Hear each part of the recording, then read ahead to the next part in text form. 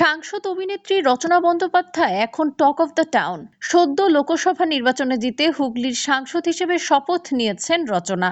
তবে এই নির্বাচনে রচনা আর তার দ্বিতীয় স্বামী প্রবালের মধ্যে থাকা দূরত্ব মিটে গিয়েছে। ভোটের মরশুমে ফের ঘনিষ্ঠতা বেড়েছে স্বামী স্ত্রীর। বেশ অনেকটা বছর রচনা প্রবাল আলাদা থাকতেন। ছেলে প্রনীলকে একা হাতেই বড় করেছেন রচনা। তবে ভোট যুদ্ধে রচনা ও প্রবাল ফের কাছাকাছি এসেছেন।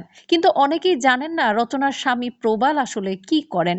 রচনা বন্দ্যোপাধ্যায়ের স্বামী প্রবাল বসু ফ্যাশন ইন্ডাস্ট্রির সঙ্গে যুক্ত রয়েছেন।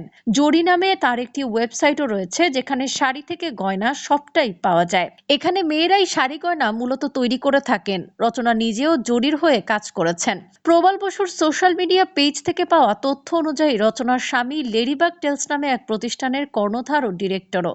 এছাড়াও প্রবাল যুক্ত রয়েছেন আরও একটি সংস্থার সঙ্গেও। এর আগে প্রবাল সাহারা ইন্ডিয়া পরিবারের পূর্বাঞ্চলীয় অধিকর্তা ছিলেন। ব্যবসার আগে প্রবাল বিদেশি এক ব্যাংকেও উচ্চ পদে কাজ করতেন। ব্যবসার পাশাপাশি রচনার স্বামী প্রবাল অসম্ভব ফিটনেস ফ্রিক। তার সোশ্যাল মিডিয়া পেজে ঢু মারলেই দেখা যাবে তার জিম করা ছবি। নিজের বয়সকে দারুণভাবে ধরে রেখেছেন রচনার দ্বিতীয় স্বামী প্রবাল বসু। রচনা এই মুহূর্তে শুটিং এবং রাজনৈতিক কাজ নিয়ে ব্যস্ত, তবে ছেলে প্রনীলকে নিয়ে দারুণ মজা করছেন প্রবাল। স্ত্রী রচনাকে সমর্থন করতে তার শপথের দিন দিল্লিও চলে গিয়েছিলেন প্রবাল।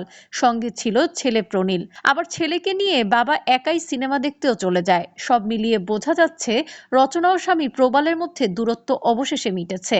2007 সালে বিয়ে, তারপর থেকে একটা বড় সময় আলাদা থাকা, সিঙ্গেল মাদার হয়েই ছেলেকে মানুষ করা।